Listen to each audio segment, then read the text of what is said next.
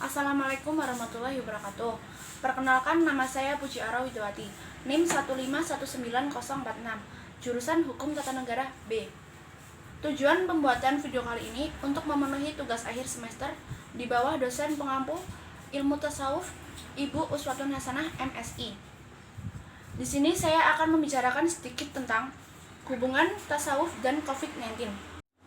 Tatkala tasawuf dikaitkan di tengah bencana seperti COVID-19, cara pandang tasawuf biasanya berbeda. Menurut ilmu tasawuf, bahwa bencana berupa ketakutan atau al-khauf karena wabah virus corona atau bencana alam seperti kelaparan, krisis ekonomi, ancaman keselamatan jiwa, serta krisis pangan, tak lebih dari sekedar ujian yang hanya perlu direspon manusia dengan bersikap sabar, tidak panik, apalagi menciptakan masalah baru. Itulah protokol bencana berdasarkan ilmu tasawuf, tentu tanpa mengesampingkan ikhtiar. Ikhtiar itu sama pentingnya dengan berdoa. Berdoa itu sama pentingnya dengan ikhtiar. Dengan adanya virus corona yang membuat heboh bagian penghuni bumi ini, Allah mengingatkan kita terhadap kematian yang merupakan fase historical necessity. Keniscayaan sejarah sebagaimana ziarah kubur juga diharapkan sebagai media pengingat. Kita hadapi corona ini dengan ikhtiar, berdoa, dan mahabbah cinta kepada Allah Subhanahu wa taala dan Kanjeng Nabi Muhammad SAW. Kita jadikan wabah virus COVID-19 ini sebagai pematik untuk mencintai Allah Subhanahu wa taala dan Rasulnya di atas yang lain. Selain itu, wabah pandemi COVID-19 ini dalam artian tasawuf sangat penting di tengah pandemi ini. Ada beberapa tafsiran mengenai arti penting tasawuf itu sendiri.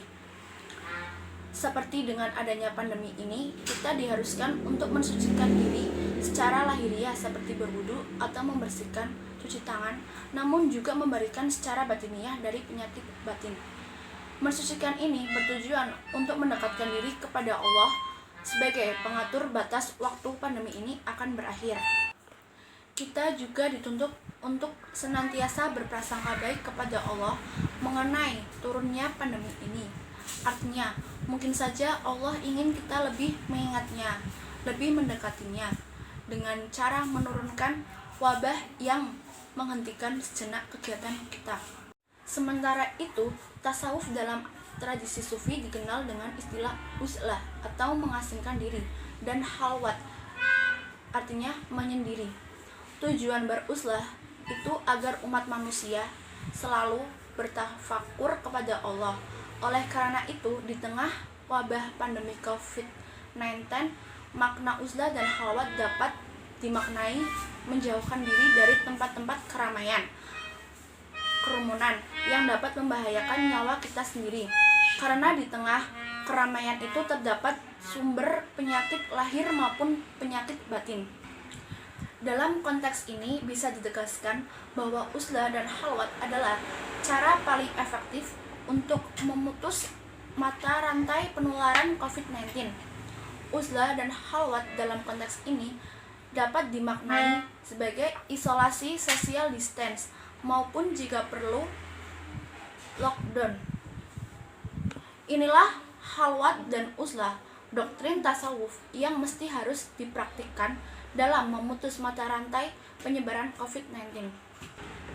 Sementara itu, dalam perspektif tasawuf akhlaki, umat Islam harus tetap tenang dan patuh terhadap ulama-ulama dan pemerintah di Indonesia. Ini adalah suatu hal yang harus kita patuhi. Ini termasuk akhlak yang mematuhi sama ulama.